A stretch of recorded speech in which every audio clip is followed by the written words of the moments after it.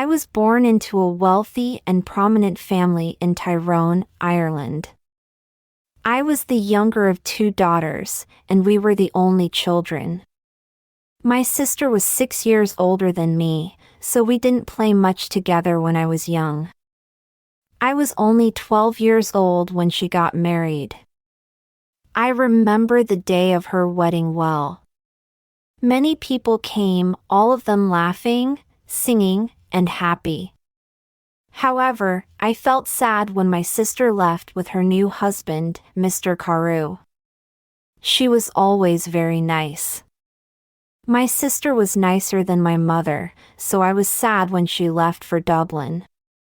My parents didn't love me. They wanted sons and weren't interested in me. About a year after my sister got married, a letter arrived from Mr. Carew. He said my sister was ill and wanted to come home to Tyrone to stay with us. I was sad she was ill but happy about her visit. They're leaving Dublin on Sunday, and they're arriving here on Tuesday evening. Tuesday came, and it was a very long day. Hour after hour came and went, and I listened all the time for my sister and her husband. The sky was dark, and it was soon midnight, but I couldn't sleep. I listened and waited. Suddenly, at about 1 o'clock in the morning, I heard a noise far away. I ran out of my bedroom and down to the living room. "They're here. They're here," I called to my father. We quickly opened the front door to see better. We waited there for a few minutes and heard the noise again. It was somebody crying far away in the night, but we saw nothing. There were no lights and no people there. We went outside to say hello and to help my sister with her bags, but nobody was there. Nobody came. I looked at my father, and he looked at me. We didn't understand. I heard a noise. He said, "Yes, I heard it too." I said, "I heard it too, Dad, but where are they?" We went back into the house without another word. We were suddenly afraid. The next day, a man arrived and told us that my sister was dead. She felt very ill on Monday. She was worse on Tuesday, and at about 1 o'clock in the morning, she died. That was the same time we were outside the house waiting for her. I never forgot that night. For the next 2 years, I was very sad. I basically stopped living. I didn't want to do anything or speak to anyone. Mr. Carew soon married another young woman in Dublin. I was pretty angry that he forgot my sister so quickly. I was now the only child of a rich and important family. Before I was 14 years old, men started to visit our home. They wanted to meet me and perhaps to marry me. But I didn't like any of these men. And I thought I was too young to be married when I was 6. My mother took me to Dublin. Dublin is a big city. She said we're going to meet richer and more interesting men than the ones back home in Tyrone. We can easily find you a good husband in Dublin. I began to be happier. I met a lot of friendly people and I went dancing every evening. A lot of young men came to speak to me and asked me to dance. I liked talking to them. I started to live and laugh again. I didn't think about my sister all the time. I was still thinking about my dead sister all the time, but my mother wasn't happy. She wanted me to find a husband quickly. One night before I went to bed, she came into my room and said, "Do you know Lord Glenfallen?" "Yes," I answered. "He's that ugly old man from Carilla." "Oh, he's not ugly and he's not old," my mother said. "He's from a very rich and important family, and he wants to marry you. He loves you, he loves me, and he wants to marry you." "But he's making a mistake," I said. "I don't love him. I can't marry somebody I don't love." "Think about it," my mother replied quietly. He's a good man. He wants to marry you. You're a very lucky young woman. My mother left the room, and I sat quietly for a long time. Lord Glenfallen was a nice, friendly man. I didn't love him, but I did like him. He always talked about I never felt at home with my mother and father, but I always felt better when I talked to him. The next morning, when I saw my mother, I said only one word, yes. I got married to Lord Glenfallen the next spring, and 2 days after our wedding, we said goodbye to my family and left Tyrone.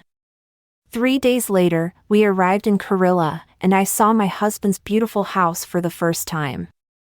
It was near a river, with many trees and flowers.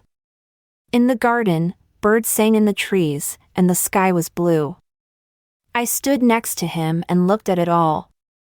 I felt very happy. "My love," said my husband, "you must come in and meet Martha.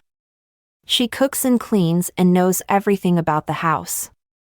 Martha built fires in the living rooms, and there were dogs and cats everywhere. She said, "Come with me now, madam," and led me to my bedroom. She helped me take my bags and suggested I wash up before dinner. I followed her to a big brown door and she opened it. I stood inside and saw something big and black. I didn't know what it was at first, but it looked like an old coat. I jumped back quickly, feeling afraid, and moved away from the door. "Is something wrong, Madam Martha?" I asked. "No, perhaps it's nothing," she answered. "I saw something in there," I replied. "I thought I saw a big black coat." Martha's face went white with fear. "What's wrong?" I asked. "Something bad is going to happen," she said. "When someone sees the black coat in this house, we know that something bad is going to happen. Something bad is going to happen to the Glenfallen family." I saw the black coat when I was a kid, and the next morning, old Lord Glenfallen died. I know it. We went down to have dinner. I felt unhappy, happy, and afraid, but I didn't say anything to my husband about the black coat. I wanted to forget about it and be happy again.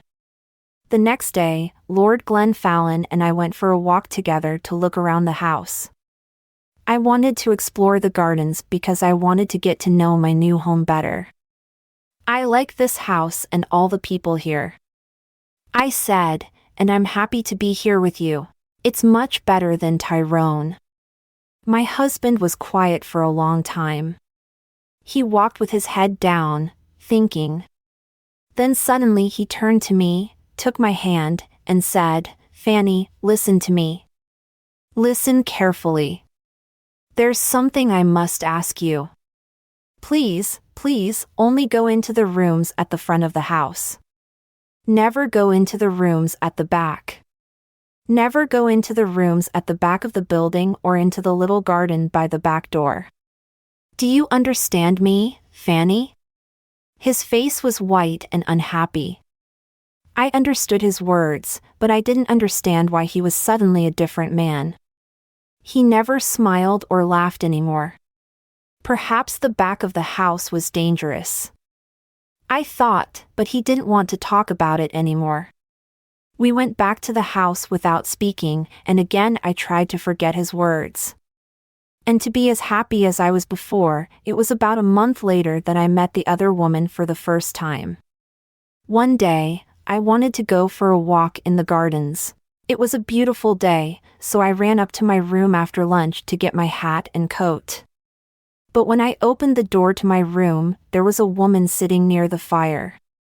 She was about 40 years old, and she wore a black coat. Her face was white, and when I looked closely I noticed that her eyes were white, too. "Madam," I said, "this is my room. There's been a mistake." "Mistake? No," she replied. "I don't think there's been a mistake. Where is Lord Glenfallen? I need to find him." "But who are you, and why are you in my room?" I asked. "I'm Lady Glenfallen," she said. You need to leave my room now. Lady Glenfallen, you're not who you say you are, she cried, hitting my face hard. I called for help, and soon Lord Glennon arrived. I left the room as he entered, waiting outside to listen at the door. I didn't hear everything, but I knew Lord Glenfallen was angry and the blind woman was unhappy when he came in. I asked him who the woman was and why she was there. I went to my bedroom, but my husband didn't answer. He looked really scared. All he said was forget her, but I couldn't forget her. Every day it was harder to talk to my husband. He was always quiet, and now he was always sad and afraid. He sat for hours looking into the fire with his unhappy eyes, but I didn't know why, and he didn't want to tell me. One morning after breakfast, Lord Glenfallen suddenly said, I have the answer. We must. Maybe we should go to France or Spain. What do you think, Fanny? I don't know. I need to think about it. I sat and thought for a long time. Why must we leave Cahergilla? I didn't understand. I didn't want to go too far away from my mother and father in Tyrone. They were old now, and my father was sometimes ill. They didn't love me very much, but I wanted to be near them. I thought about it all day and didn't know what to say to my husband when he got back in the evening and came in to dinner. I didn't say anything after dinner. I was really tired and went up to my bedroom early. I wanted to have a good night's sleep and think about it all again the next day. I closed my eyes and went to sleep, but I didn't sleep well because I dreamed of the black coat. I woke up, and everything was dark and very quiet, but I woke up to a hand with a light at the end of my bed. Behind the light was the blind woman, holding a knife. She had a knife in her other hand. I tried to get out of bed and run to the door, but she stopped me. If you want to live, don't move, she said. Tell me, did Lord Glenfallen marry you? Yes, he did, I answered. He married me in front of 100 people.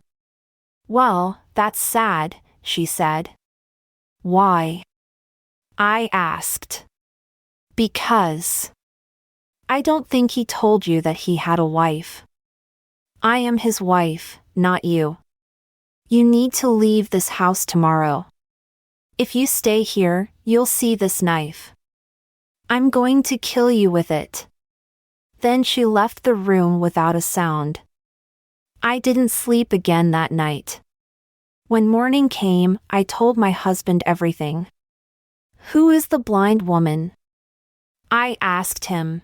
She told me last night that she is your wife. I'm not your wife.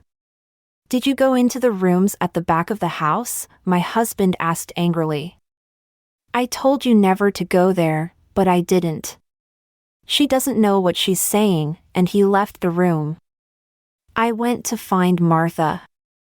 I didn't like this house anymore. My husband was a difficult man, and I didn't understand him. Who was the blind woman? I wanted to know everything. Don't cry, madam, said Martha. When I found her, I said, sit down and listen to me. What I'm going to tell you is not very nice. The blind woman, the woman in the black coat, is dead. You saw her ghost. She was married to your husband and she was Lady Glenfallen. Nobody knows how she died. Her bedroom was at the back of the house. Somebody saw your husband with a knife in his hand on the night she died, but did he kill her? Nobody knows. When we found her, the knife was on the floor next to her and her eyes. Somebody cut her eyes out after she died. Perhaps he didn't want her to see his other women, his next wife, you. I didn't wait to speak to my husband again. I left that day. I was too afraid to stay another minute at Cahergilla. I knew that the blind woman was going to come back and kill me. I said goodbye to Martha, took my bags, and told my driver to take me back to Tyrone. I am happy living here with my mother and father now. The house is quiet, I sleep well each night, and they're friendlier to me than they were before. Sometimes my dead sister visits me at night, but I'm never afraid. She tells me that the blind woman is trying to find me at Kurilla and that she wants to kill me. She's jealous of me, but she can never find me there. She'll have to wait for the next Lady Glenfallen.